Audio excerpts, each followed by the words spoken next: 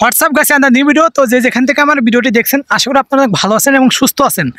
প্রতিবারের মতোই আমি আপনাদেরকে স্বাগতম জানাই। আজকে আমি একটা কথা বলবো এবং কিছু প্র্যাকটিক্যালভাবে আমি প্রমাণ সহ প্রুফ সহ আপনাদের দেখাবো। তো ভিডিওটি আপনার স্কিপ না করে মনোযোগ সহকারে দেখবেন। আর আমি নতুন একটি আপনার যে ক্যাম্পিং চালু করেছি, যে যারা প্রতি সপ্তাহে আমার চ্যানেলে ভালো ভালো কমেন্ট করে সপ্তাহে একদিন তাকে আমি তাদের 200 টাকা পুরস্কার দেবো এবং 1 মাস 2 মাসে আপনার 2 মাস পরে তার একটা হ্যান্ডসেট গিফট করবো, যে সর্বোচ্চ কমেন্ট দিতে হবে এবং তার কমেন্টটি ভালো হবে। তো আপনারা এই কমেন্ট যারা আপনারা এখন এই কুইজে অংশগ্রহণ করেননি আশা করি করবেন। তো যাই হোক, ভিডিওটি শুরু করি। আমাদের বাংলাদেশে যে তাপমাত্রা নিয়ে আমি দেখছি যে বিভিন্ন জায়গায় বিভিন্ন তাপমাত্রা নিয়ে আপনার অনেক ধরনের রোস্টিং, আপনার অনেক ধরনের ভিডিও হচ্ছে এবং অনেকের রাস্তাঘাটের খুব বেহাল অবস্থা। আপনার রাস্তাঘাটে আপনার মনে হয় বৃষ্টি পড়ছে যেরকম সেরকম অবস্থা। দেখুন আমি এখন যেখানে আছি দেখুন, এখন কিন্তু এখানে এখন বর্তমানে 5টা বাজে। এখানকার তাপমাত্রা আপনার মিনিমাম আপনার মধ্যপ্রাচ্যে যারা থাকে তাদের তাপমাত্রা আপনি কতটুকু আপনি জানেন সবাই, আপনার 50, 48, 40, 45 সবসময়। এখন 45 ডিগ্রি তাপমাত্রা চলছে। তো এখনকার রাস্তা দেখেন আপনার টনটনা। আপনার রাস্তায় কোনো জায়গায় আপনার রাস্তাঘাটের আপনার কোনো জায়গায় আপনার যে আপনার পিচ যে গলে পড়বে বা এরকম কোনো সিস্টেম নেই। আপনার রাস্তাটা আপনি ভালো করে আমি আবার আপনাদের দেখাই, আপনারা দেখতে পাচ্ছেন কিনা তা দেখুন। রাস্তাটা একবারে ক্লিয়ার, একবারে স্পষ্ট ক্লিয়ার, কোনো জায়গায় আপনার পিচ নেই। তারপরেও আমাদের দেশে আমি দেখছি যে তাপমাত্রা 42 ডিগ্রি রাস্তার বেহাল দশা হয়। আসলে বুঝি না যে আমাদের দেশের রোদের মানটা মানে অনেক ভালো আপনার। এই জন্য আমাদের দেশের যে পিচ রাস্তাটা করছে, যে পিচ ঢালাইটা করছে সেটা আপনার পিচটা উঠে দেয়। আর এদেশের রোদের মানটা মনে হয় খারাপ আমার যতটা মনে হয়। হ্যাঁ, কারণ নাকি যদি এই দেশের রোদের মানটা যদি ভালোই না হতো বা আমাদের দেশের রোদের মান ভালোই না হতো তাহলে রাস্তাতে এরকম বেহালটা হওয়ার কথা না। আমি যতটা দেখেছি, যতটা শুনছি যে মধ্যপ্রাচ্যের মতো কোনো দেশেই তাপমাত্রা এত ব্যবহার হয় না, কোনো দেশে না, একমাত্র আফ্রিকা এবং অন্য কোনো আদার্স কোনো দেশে এত তাপমাত্রা থাকে না। কিন্তু আমাদের এখানে যতই তাপমাত্রা হোক আমি কখনো দেখিনি যে রাস্তার পিচটা গলে ঝরসে পড়ে। হ্যাঁ, আর এখানকার যে তাপমাত্রা কীরকম ওয়েদার আমি আরেকটু প্র্যাকটিক্যালভাবে আরেকটু আপনারা দেখেন, আমি জুম করে দেখানোর চেষ্টা করছি। আপনারা দেখবেন যে এখানে এই যে গাছটা হয় সেই গাছটা কিন্তু প্রচণ্ড হার্ড, তাই এটা বাড়ছে।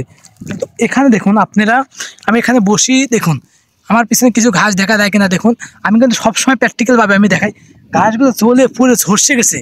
মনে হয় কি যে আপনার কানটে দিয়ে আপনার মনে হয় কি যে যেমন বাংলাদেশে ওষুধের না, সেই ওষুধে পুড়ে গেছে এরকম মতো।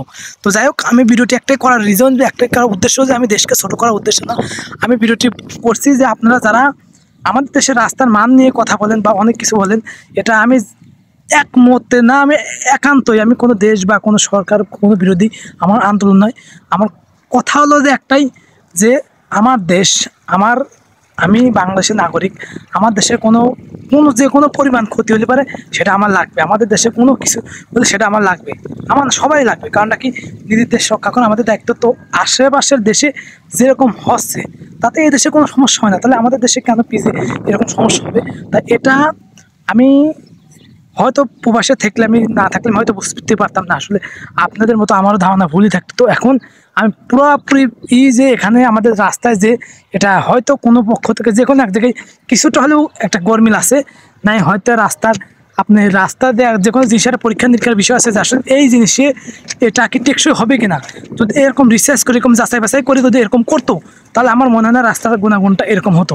তো যাই হোক, আমি সবসময় সত্য কথা বলি। আমি জানি যে এইসব ভিডিও করার পরে হয়তো আজও কালোকে এইসব ভিডিও ভাইরাল হবে, তাতে আমার সমস্যা হতে পারে। তারপর আমি কিছু মনে করবো না, যে যেটা রিয়াল, যেটা বাস্তব সেটা দেখাবো। আমি কাউকে অভিযোগ করবো না, কাউকে দোষ দিব না। কিন্তু আমার একটাই কষ্ট লাগে, সারা এইরকম তাপমাত্রা সেম দেশে, এইসব দেশে থাকে, কিন্তু এই দেশের রাস্তাগুলো কেন এরকম চকচকা থাকে? আর একটা এদিকের রাস্তা যে ভাই কমুকি, আপনার এয়ারপোর্টে রানের ফেল, এত স্মুথ রাস্তা, গাড়ি আপনি টানে 100-র উপরে নর্মাল টানে। আপনার কোনো রাস্তায় কোনো জায়গায় ট্রাফিক পুলিশ নেই, কোনো কিছু নেই। আপনার শুধু সিগন্যাল মাসে যাচ্ছে। তো আমরা যেখান থেকে ভিডিওটি দেখি, আমাদের সবসময় ট্রাফিক পুলিশ যে আমাদের দেশে যে সিগন্যালগুলো আছে এগুলো মেনে চলবো, দেশের নিয়মকানুন রক্ষা করব।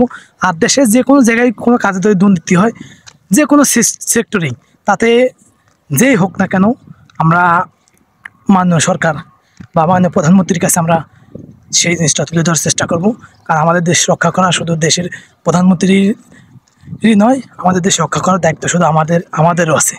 আমরা যদি আমাদের দেশকে রক্ষা যদি আমরা যদি না এগিয়ে আসি, একজন মানুষ কখনো এটা পারা সম্ভব নয়। তো ভালো থাকবেন, সুস্থ থাকবেন।